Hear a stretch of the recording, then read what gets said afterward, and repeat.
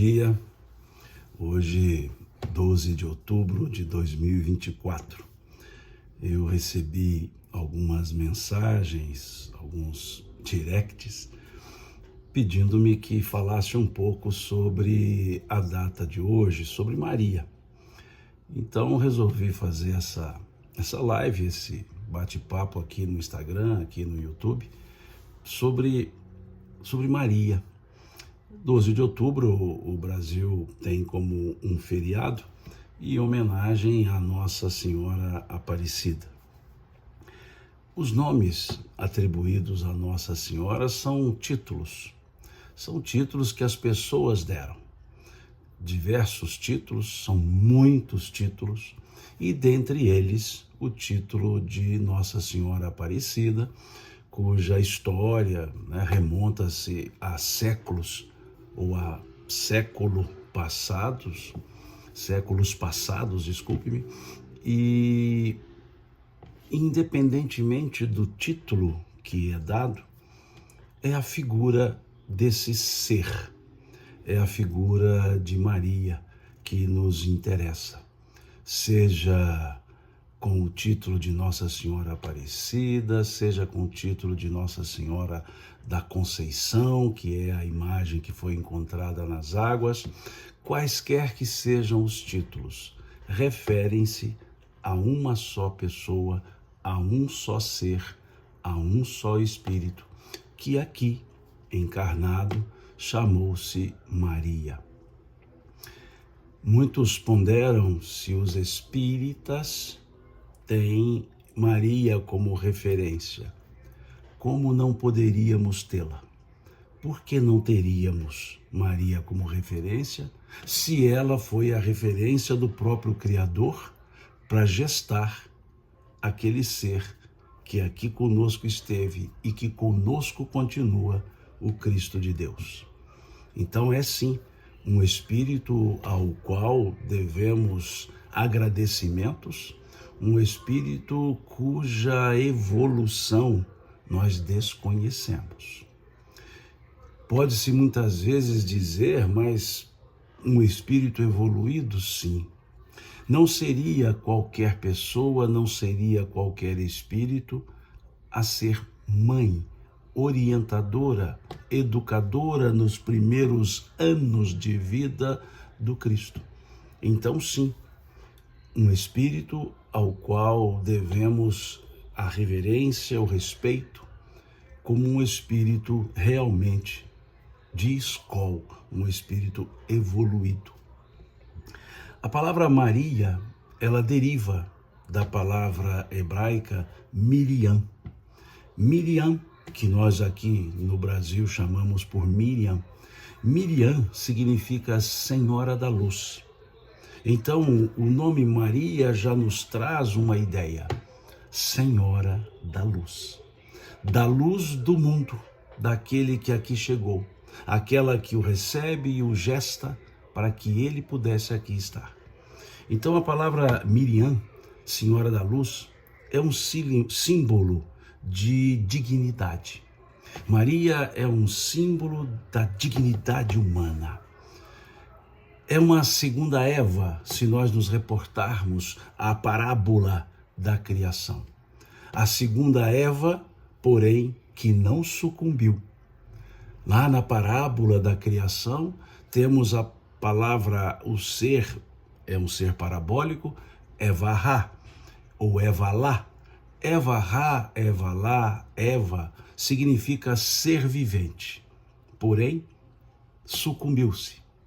Maria, Miriam, Senhora da Luz, é o ser vivente, mas que não se sucumbiu. Não se sucumbiu, pelo contrário, desenvolveu um trabalho, uma missão, e numa simplicidade e humildade que merecem o nosso respeito. Se nós olharmos o Novo Testamento, nós veremos 7 falas de Maria. 7 falas somente. Em toda a estrutura do Novo Testamento, nós veremos 7 falas. 2 delas na Anunciação, quando ela conversa com o anjo Gabriel, uma na visitação a Isabel, uma quando Jesus estava no templo conversando com os doutores e duas nas bodas de Caná. 7 falas foram essas falas relatadas por Maria, melhor dizendo, pelo Novo Testamento. 8 falas dirigidas a ela. 8 falas dirigidas a ela. Então vejamos o quão simples, o quão humilde foi esse trabalho de Maria. Ela se pronuncia, ou registram-se os pronunciamentos, ou melhor, registram-se 7 pronunciamentos. 7 pronunciamentos. E quem foi essa mulher? Quem foi Maria? Uma mulher da sua época. Uma mulher que viveu num povo, dentro de uma cultura, na época estabelecida. E a tradição, não teremos isso nos textos do Novo Testamento. A tradição indica seus pais, Ana e me fugiu o nome do pai, mas a sua mãe, Ana, que concebe esse ser, mas a tradição assim o diz. A tradição assim o diz. Não encontraremos isso em textos canônicos, em textos do Novo Testamento. Encontraremos na tradição em que ali está a origem de Maria. O proto-evangelho de Mateus, chamado Proto-Mateu, que é um evangelho já perdido, que presume-se seja o evangelho escrito por Mateus à medida que os fatos aconteciam, mas que é um evangelho já não mais encontrado, desapareceu já nos primórdios. E esse chamado Proto-Mateu diz que ela era uma das enunciadas, melhor dizendo, de uma das entronizadas, iniciadas no templo de Jerusalém. O que mostra que Maria não era uma jovenzinha apartada da realidade do seu tempo, não era uma jovenzinha apartada dos preceitos religiosos. Nos fala o proto-evangelho, nos fala também alguns apócrifos que caem para a tradição, como o proto-Tiago, o proto-Mateu, que era iniciada no templo. O que significa iniciada no templo? Era uma pessoa, era um ser que conhecia, por assim dizer, a estrutura do templo. E conhecia a estrutura da lei, digamos assim. E assim foi Maria. Agora pensemos um pouco mais. Que espírito foi esse? Que espírito seria Maria? Como eu disse, um espírito preparado para receber como filho aquele que seria o Senhor. Como ela mesma depois reconhece, o Senhor. Um espírito que participou de todo o processo da programação da vinda do Cristo. Não há dúvida, porque todos nós programamos as nossas encarnações, porque Maria não teria programado a sua. Porque Maria não teria programado o seu momento de aqui estar. Esse ser, essa mãe preparada, recebe sim aquele que seria o próprio Senhor dela. Imaginemos a mãe educar, porque sim, naqueles períodos da infância do Cristo, ele teve que ser ensinado a falar, teve que conhecer as palavras, e ela o ensinou. Teve que aprender a andar, e ela o ensinou. Mas ensinando o filho que seria o seu próprio Senhor. Só um ser preparado poderia assim fazer. Só um ser efetivamente preparado poderia receber o Cristo.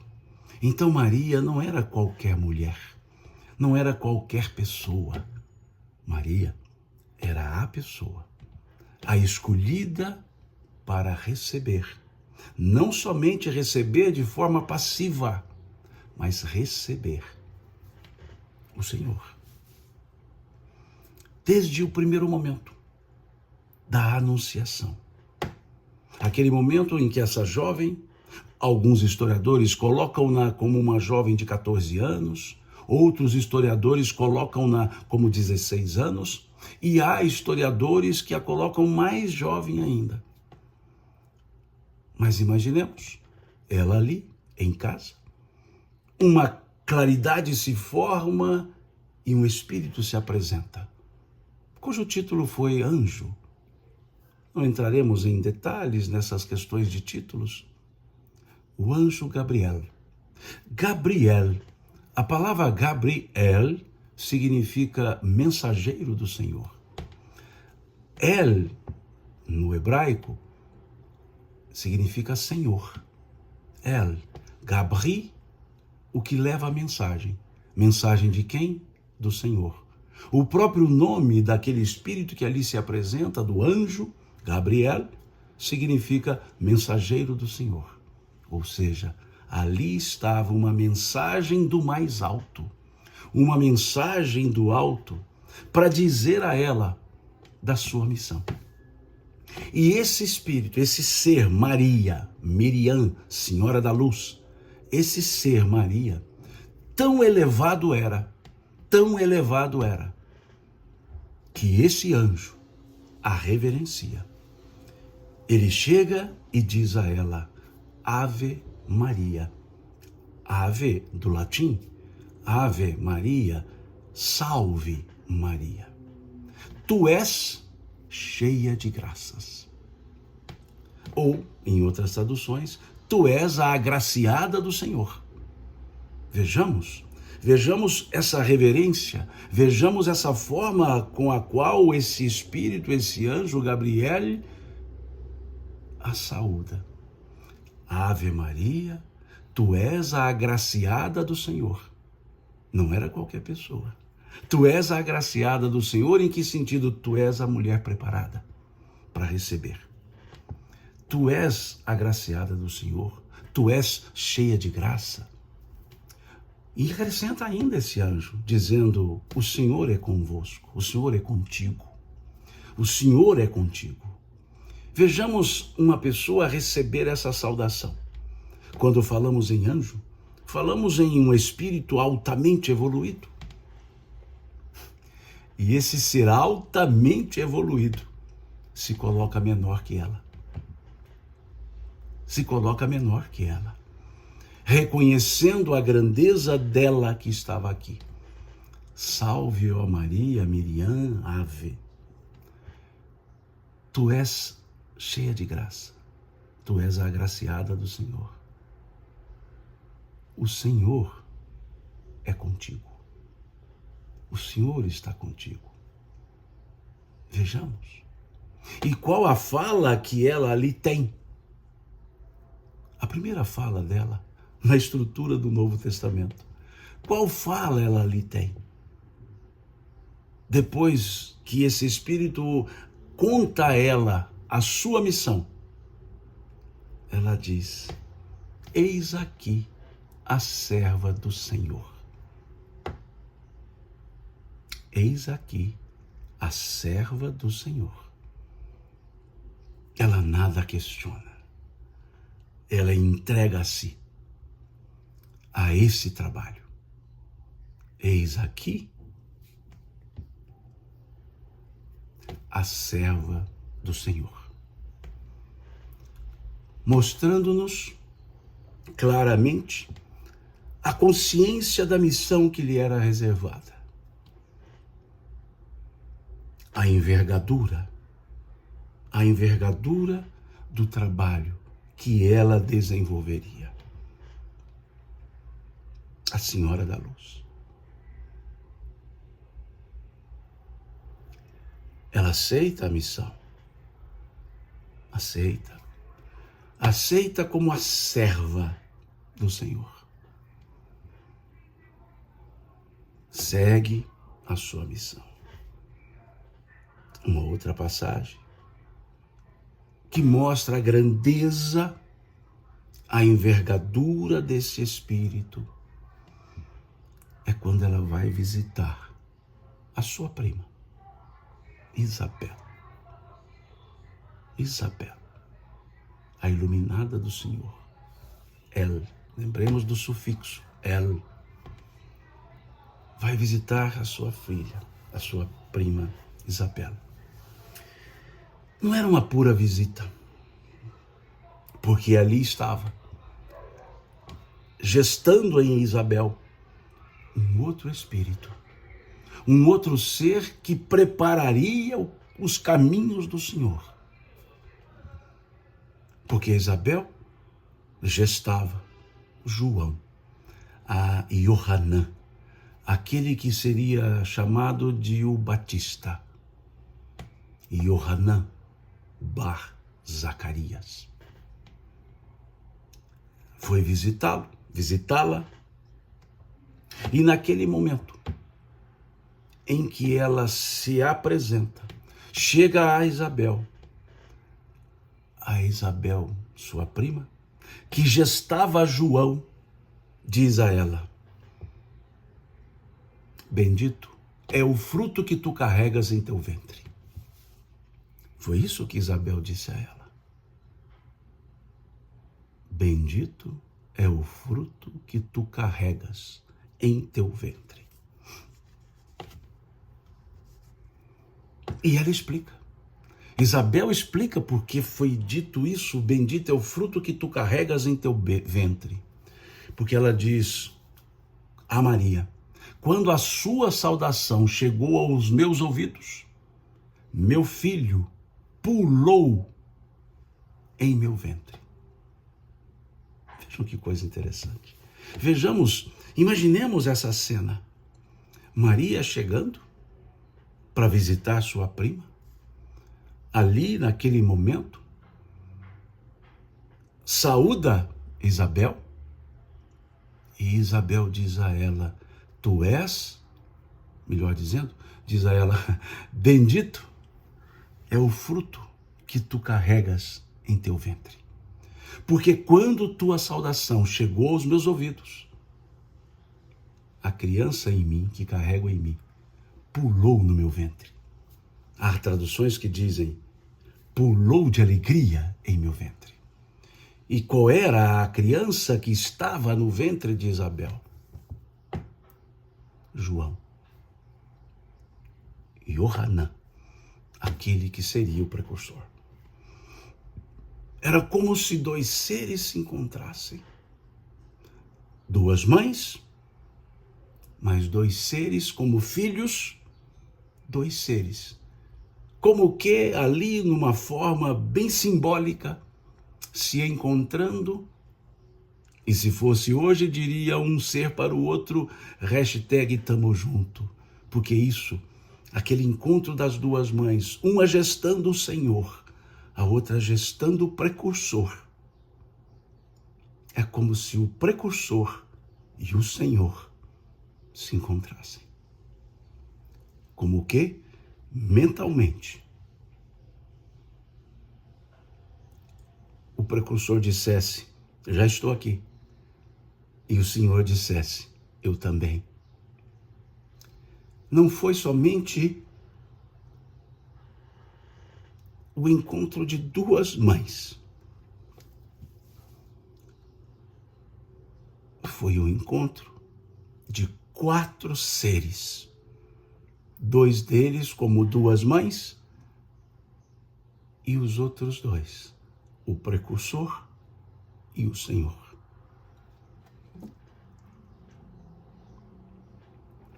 Tão forte esse momento, que Maria,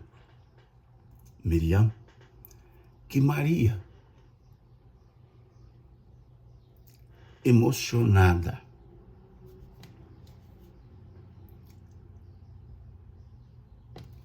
eleva ao alto um dos cânticos mais belos, que foi chamado de Magnificat. Magnifica. No latim, Magnificat. E Maria levanta os olhos ao alto e diz: a minha alma se engrandece no Senhor, exulta o meu espírito em Deus, meu Salvador, pois o Senhor fez em mim maravilhas. Por isso, santo é o teu nome. Eu fico imaginando, se lá presente estivesse, ouvindo esse ser cândido, chamado Maria, elevar os olhos aos céus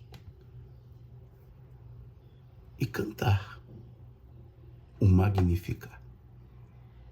A minha alma se engrandece no Senhor, exulta o meu espírito em Deus, meu Salvador, pois o Senhor fez em mim maravilhas. Por isso, santo é o teu nome. Vejamos esse encontro belíssimo. O tempo passa e nasce Jesus. Nasce o Senhor. Nasce o ser que dividiria a história do mundo em antes dele e depois dele. Embalado por Maria, pela mãe, amorosa, dedicada, simples, humilde, mas de uma evolução espiritual que nós não conseguimos divisar, não conseguimos dimensionar tamanha evolução. Mas esse nascimento já traz em si um indicativo do quanto aquela mãe doaria, o quanto aquela mãe não teria a propriedade do seu filho. Porque quando os anjos anunciam o nascimento de Jesus, narrado muito bem no capítulo 2 do Evangelho de Lucas, quando eles narram aos pastores o nascimento, eles dizem: eis que vos trago novas de grandes alegrias, pois hoje na cidade de Davi vos nasceu o Senhor, Jesus, o Salvador. Mas percebamos a frase, vos nasceu. Ao dizer isso, os anjos estão dizendo àqueles pastores que o Jesus, o Cristo, havia nascido para a humanidade. Colocou-se um pronome no verbo nascer. Um verbo que é intransitivo, não precisa de complemento. Mas os anjos deram um complemento. E disseram: eis que hoje na cidade de Davi vos nasceu. Toda mãe, quando o filho nasce, ela olha e sente que nasceu para ela. Mas os que contaram o nascimento, aqueles seres mais altos que contaram o nascimento aos pastores, disseram que ele não nasceu para ela, ele nasceu para a humanidade. Vos nasceu. Maria vai ao templo, como toda criança da cultura judaica, era levada ao templo. E ele foi, para ser levado ao templo, apresentado ao templo e ser até circuncidado, porque ele era um hebreu, judeu. Judeu no sentido do judaísmo, não no sentido da região da Judéia, mas também nascido em Belém. E ali apresentado ao templo. nessa apresentação, Maria ouve do sábio, do sacerdote do templo, Simeão, algo muito delicado. Aquela mãe, cujo filho tinha ali por volta de 8 dias, porque era mais ou menos 8 dias depois que se circuncidava, ela apresenta a criança e o sacerdote do templo a olha e diz: meus olhos podem agora fecharem-se, pois eu pude ver a luz, pude ver o meu Senhor. E vira-se para Maria e diz a ela que se alegrasse, mas acrescenta, dizendo a ela: uma espada de dor trespassará o teu coração. Referia-se Simeão aos acontecimentos futuros. Referia-se Simeão àqueles acontecimentos da Via Crucis. Referia-se Simeão a toda essa missão. E ele diz a ela que essa espada de dor trespassaria o seu coração. E essa mãe ali fica. Essa mãe ali sente e vem uma estrutura que depois dos fatos, passaram a ser chamada as 7 dores de Maria. Por isso, um dos títulos que ela recebe, é Nossa Senhora das Dores. Um título dado a ela, Nossa Senhora das Dores. A dor dessa fala de Simeão, da dor que trespassaria o seu coração. A dor de ter que fugir para o Egito pela perseguição herodiana. A dor de ter achado que Jesus havia se perdido e o encontra no templo. A dor de ver o filho flagelado e carregando a cruz. A dor da própria crucifixão. A dor do descendimento da cruz, de receber o corpo do filho tirado da cruz. E a dor do sepultamento. As 7 dores carregadas por Maria. 7 na estrutura hebraica. Na Kabbalah, na estrutura hebraica, é o número da terminalidade. Por isso, lá na parábola do Gênesis, 7 dias num processo de criação. Por isso, Caim punido 7 vezes. Por isso, Lameque punido 70 vezes 7 vezes. Por isso, Jesus dizer a Pedro perdoar 70 vezes 7 vezes. É o número da compleição. É como se dissesse: Maria fechou a dor do mundo, completou. São símbolos, não são fatos, mas são símbolos, e símbolos tocam a alma. Mas se não bastasse aquela fala de Simeão, se não bastasse aquele momento dele dizer a ela: uma espada de dor trespassará teu coração, tempos depois ela recebe a visita de magos do Oriente, estudiosos das estrelas. Magos naquela época seriam astrônomos um tanto astrólogos de hoje. Estudavam as estrelas no sentido físico e estudavam também o sentido simbólico delas. Por isso eu digo, é uma astronologia, ou seja, como se fosse uma astronomia com astrologia. E esses estudiosos que visitaram Maria não eram 3. A tradição colocou 3 porque narraram 3 presentes. Mas não necessariamente eram 3. A tradição colocou até nome: Gaspar, Baltazar, Melquior. São nomes que a tradição deu. Não encontramos isso em nenhum dos textos do Novo Testamento. Mas a tradição oral, que deve ser respeitada. Mas o que é essa visita? Ou que significou, o que simbolizou essa visita? Eles reconheceram a realeza do Cristo, do nascituro, ao dar o ouro. O ouro simbolizava a realeza, simbolizava a raridade, porque o ouro não é um metal que se encontra todas as horas. Aquele ser era raro, era era único, aquele ser.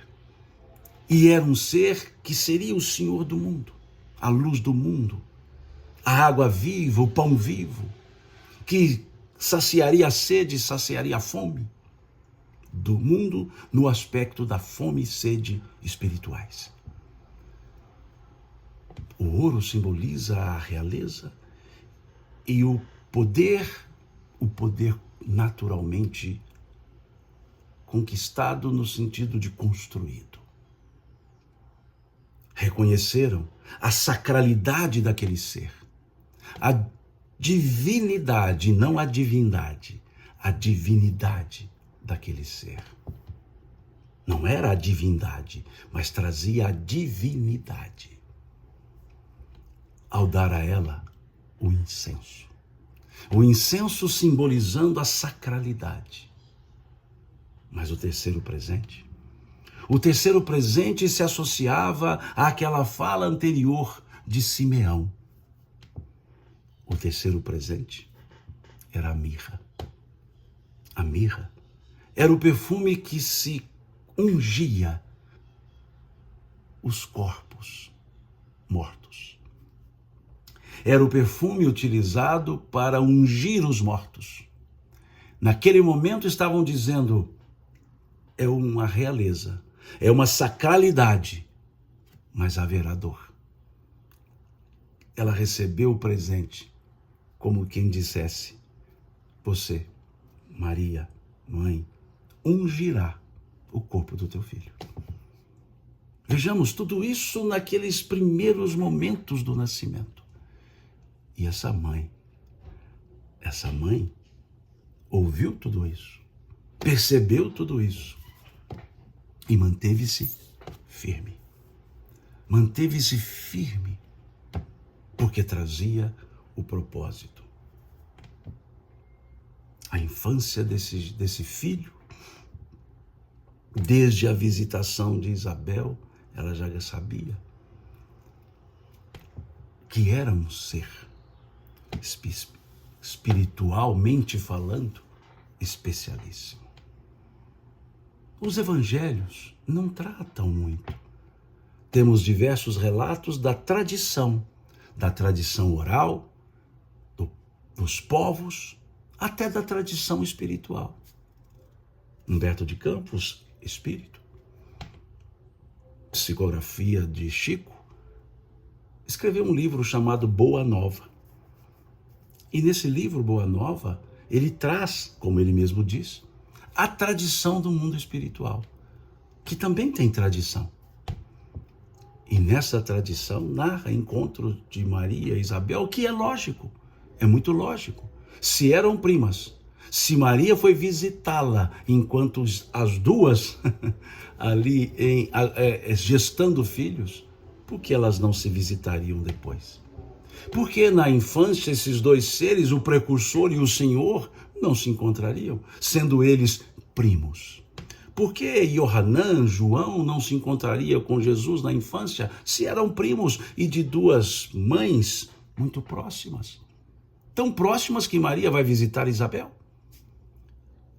E o pai de João, o Batista, Zacarias, era um dos sacerdotes do templo. Depois, um dia, podemos falar dessa estrutura de Zacarias e Yohanan e João. Então, a tradição conta muitas coisas. Os evangelhos trazem aquele momento em que Jesus dá o sinal mais efetivo da sua missão. No templo. Maria e João e José foram ao templo. As caravanas eram divididas, mulheres e homens. E as crianças, Jesus ali nos seus prováveis 12 anos, as crianças ficavam ou com o pai ou com a mãe, na caravana dos homens ou das mulheres. Os adultos homens na caravana dos homens, óbvio. Mas as crianças poderiam, numa ou noutra. E pensou-se que Jesus estava na caravana de Maria, das mulheres. Pensou-se que Jesus estava na caravana, na parte dos homens. Até que perceberam que não estava. Não é que eles haviam esquecido, como muitos dizem, mas haviam mal entendido. Está com o pai ou está com a mãe? Em que parte da caravana? Percebendo que não estava, foram a Jerusalém, inspiradamente ao templo. E lá encontraram aquela criança dialogando com os doutores da lei. Dialogando com os doutores da lei, eu diria em nível até acima do próprio conhecimento dos doutores da lei. E Maria ali, como qualquer mãe, chama a atenção do filho, dizendo: meu pai você e eu estávamos aflitos. E ele responde a ela, e uma frase que mais uma vez se soma à frase de Simeão, ao simbolismo do presente da mirra, ao vos nasceu dos anjos. Diz ele a ela: não sabia, por que estáis preocupada? Não sabíeis vós que eu devo cuidar das coisas do meu pai? Mas esse meu pai, Maria entendeu? Esse meu pai, com M maiúsculo, referia-se a Deus, já indicando a paternidade, a maternidade consanguíneas eram importantes, mas havia uma paternidade celestial. E ali já ele precisava seguir. E por que aos 12 anos? E por que ali, naquele momento? Porque aos 12 anos, próximos aos 12, 13, 14, na tradição, ou na regra, melhor dizendo, judaica, era o bar mitzvah.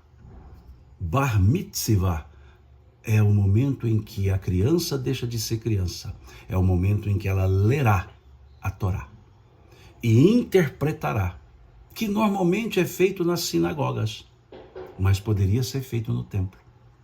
Então presume-se que aquele momento ali no templo, quando foram ao templo, Jesus estava no bar mitzvah, participando do bar mitzvah, ou seja, aquele momento em que ele interpretaria as escrituras, em que leria a Torá, interpretaria junto aos senhores e escolheria uma passagem que a tradição diz que ele escolhe Isaías, o profeta, a tradição. Aquele momento era o momento da maioridade, a maioridade civil, que aqui conosco são os 18 anos, ou a maioridade é aos 18 anos. Mas lá era nessa fase. A fase em que então, ali Jesus no bar mitzvah foi dizer a Maria: minha história daqui para frente é cuidar das coisas do meu pai. Como quer dizer: mãe, eu preciso cuidar das coisas do meu pai. E como qualquer outro judeu, dos 12 aos 30, nada se fala. Abrindo um parêntese, na história de qualquer judeu, narra-se o nascimento, narra-se a apresentação ao templo, ou seja, a circuncisão, nas sinagogas que seja, narra-se o bar mitzvah, depois narra-se a vida pública. Não foi diferente com Jesus. Por isso os evangelhos trazem o relato do nascimento, o relato da anunciação, da apresentação no templo, o relato do bar mitzvah, os 12 anos, e depois só volta a falar dos 30. Nesse período, o que dizem os evangelhos. E Jesus crescia em estatura e conhecimento. É isso que é falado nos evangelhos. É isso que é falado. Vem a fase adulta. Somente depois dos 30 anos poderia se colocar para a vida pública, para falar ao público, para tomar lugar na sinagoga, para ser chamado até de rabi, rabone, rabi, mestre, orientador, professor. Mas antes disso, Maria estava em uma festa de família, que os evangelhos chamam de bodas de Caná. Bodas de Caná. E nessas bodas de Caná estava ela, a família, Jesus. E é o momento em que é chamado Jesus por ela, a mãe, para resolver uma questão aparentemente de ordem simples. Aparentemente. Não vou entrar aqui nos detalhes da importância que era o vinho na cerimônia de casamento, não é o foco da nossa conversa. Mas ali ela o chama como mãe. Mãe sabedora do tamanho do filho e do poder do filho. E diz a ele, o vinho acabou. E ele diz a ela, o que nós temos com isso, mulher? Ainda não é chegada a minha hora. Veja, ainda não é chegada a minha hora. Ela sabia que chegaria a hora dele, mas sabia quem era o filho. Sabia a envergadura desse filho. E ele diz, o que temos com isso, mulher? Mulher significa senhora, como hoje nós dizemos aos nossos pais, senhor, senhora. O que nós temos com isso, mulher? Ainda não é chegada a minha hora. Ele sabia o que ela ia pedir. E ela não pede nada. Ela vira-se para os servidores, os talheiros, os que cuidavam das talhas, chama o vinhateiro e diz assim, fazei o que ele vos disser. Veja, ela não disse nada a ele. Ela não disse assim, meu filho, você tem que fazer isso. Estava subentendido. Era a mãe. Veja a autoridade dessa mãe. Veja a autoridade desse ser. Que ali é como se ela dissesse, olha, não chegou a sua hora, até chegar a sua hora, mando eu. Era como se ela estivesse dizendo isso. Ainda não é chegada a minha hora, disse ele. E ela diz, ela pensa, creio eu sei que não é chegada a sua hora. Quando chegar a sua hora, eu sou sua serva. Mas até chegar a sua hora, eu sou sua mãe. E aí ela diz aos vinhateiros, fazei o que ele vos disser. E sai. E a obediência filial de Jesus faz ali o atendimento da necessidade daquele povo. Daquela ideia da transformação da água em vinho. Mas o importante da passagem não é a transformação da água em vinho. O importante da passagem é a obediência filial. É a autoridade natural das mães que ela trazia. Ela acompanha Jesus como com outras mulheres piedosas, Maria de Cleofas, Joana de Cussa, Maria de Magdala, as chamadas mulheres piedosas. E elas seguem ao Cristo, acompanham tudo o que Jesus fazia. E chega um suplício. Chega aquele momento que Simeão foi dizer, uma espada de dor trespassará o teu coração. E vem o suplício. A prisão. Talvez Maria se perguntando por quê? Um ser que só fez o bem, um ser que curou muitas pessoas, não só do sentido material, um ser que abriu os olhos das pessoas para a vida, como ele mesmo havia dito, eu vim para que todos tenham vida e a tenham em abundância. Talvez ela se perguntasse o porquê, mas ali acompanhou o julgamento.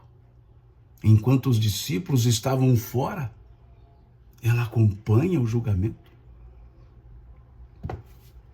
Acompanha aquele calvário, a via crucis, a via crucial, aquele andar carregando cruz. Que mãe resistiria a isso? E ali estava o Espírito forte, Maria. Imagino eu que, vendo aquelas quedas de Jesus carregando o madeiro, talvez ela tenha até pensado daqueles momentos de infância que ele caía e ela o socorria. Quando criança, quantas vezes ele deve ter caído, esfolado os joelhos, e ela ali deve ter socorrido e dado aquele beijinho de mãe, aquele sopro de mãe, que sara as dores. Mas não, ali ela só via o filho caindo e ela querendo levantá-lo, soprar as feridas, mas não podia. Não podia. Ali, ela vai ao encontro, mas é impedida. Era a mãe impotente fisicamente, mas com o olhar e o amor, dando forças também ao filho, que embora fosse o Senhor dela, ali era a mãe.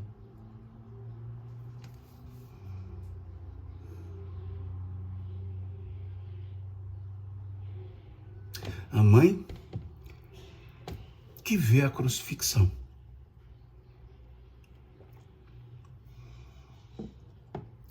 E ali na crucifixão, vê o cuidado,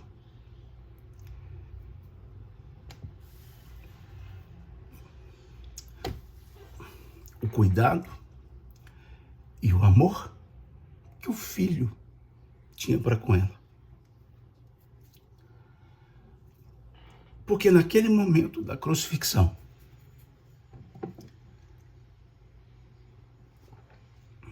ele cuida dela. Ele vira-se para João e diz a ele: filho, eis aí a tua mãe. E diz a ela: mulher, eis aí o teu filho. Ela seria uma viúva. Já era uma viúva. O filho mais velho cuidava dela, a representava. Precisaria que alguém cuidasse com autoridade, para que ela não ficasse sozinha, sem a representação. Era uma sociedade patriarcal. Ele a confere a João, como dizendo: eu não vou te deixar abandonada, mãe. Eu estou indo. A senhora vai ficar, mas vai ser cuidada. E diz a João: eis aí tua mãe. Mas também diz a ela, tal qual ela cuidou dele, para que cuidasse também de João, o jovem, o mais novo dos apóstolos, um jovenzinho à época, dizendo a ela: mulher, eis aí o teu filho.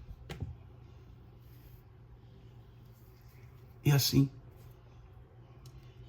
depois da crucifixão, ela o recebe no colo. É o descendimento da cruz. Ela o recebe.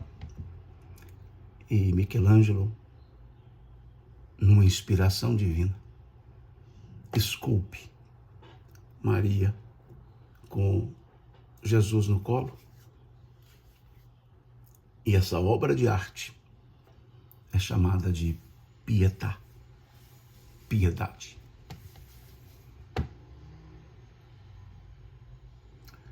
Maria fica aos cuidados de João. A tradição a coloca com João em Éfeso. Ela o acompanha.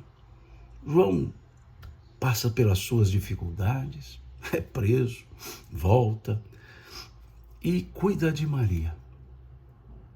E ali fica em Éfeso, hoje a Turquia, e lá a tradição diz que está a casa de Maria, e muitos turistas vão visitar a casa de pedra.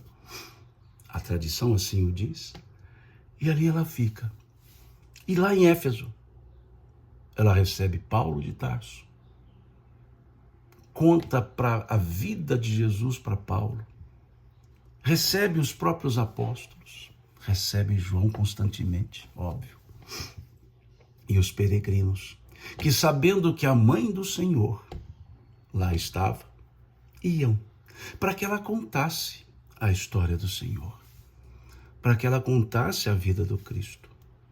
E foi ali, segundo a tradição, e foi ali em Éfeso que ela recebeu o título de Mãe Santíssima. Era a mãe do Senhor, o Senhor de todos, a mãe de todos. Ali em Éfeso, segundo a tradição, ela recebe o título de Mãe Santíssima. E ali ela fica, até os seus últimos momentos. A tradição espiritual narra a morte de Maria. A tradição espiritual. Os aspectos dogmáticos e teológicos criaram a Assunção. Não vou entrar nesse mérito das discussões teológicas, ou melhor, das discussões dogmáticas. Mas narra a tradição que um dos dias, já na sua velhice, chega um andarilho. Um andarilho, como vários outros ali passavam, e ela sempre cuidava, dando alimento, água. E esse andarilho chega e a chama como todos os outros, e ela o atende. E os seus olhos ali não percebem o andarilho. Ela o atende. E vai lavar os seus pés, como lavava os pés dos andarilhos. E lavando os pés, ela percebe o sangue coagulado, saído de duas marcas, uma em cada um dos pés. Duas marcas de um cravo, de um prego. E nesse momento,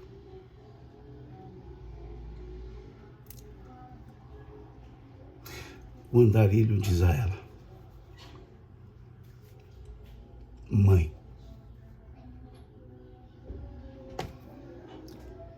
seus olhos se abrem e ela vê o Cristo.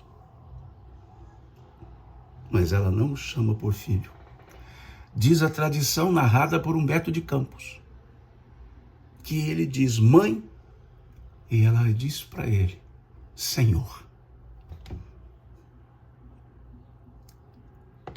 Já não era o filho, era o seu Senhor.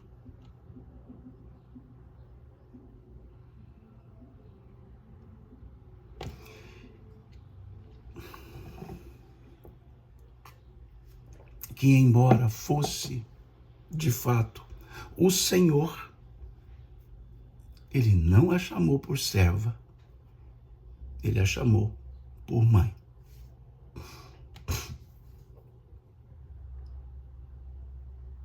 E esse ser volta ao mundo espiritual. E a força dela, a força dessa mulher, é compreendida e reconhecida. E é colocada nos cânticos daqueles cristãos, daquele momento nascente. Os filhos, cujo sobrenome eram os nomes dos pais, e Jesus teria então por nome completo Yeshua Bar Yosef, Jesus filho de José. No cântico daqueles cristãos do cristianismo nascente, o sobrenome dado a Jesus era o nome da mãe. Eles cantavam Yeshua ben Miriam Nassif Shalom. Jesus, filho de Maria, o príncipe da paz.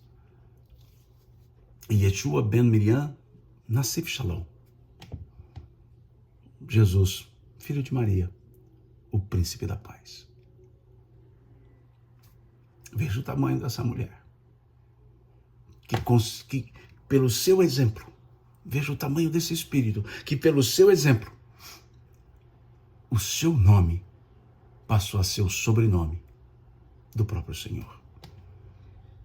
Yeshua ben Miriam, bar Miriam, Nassif Shalom. Jesus, filho de Maria, o príncipe da paz.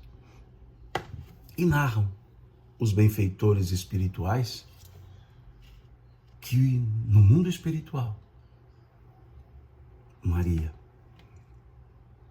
é tão respeitada que há uma legião de servos, chamados servos de Maria.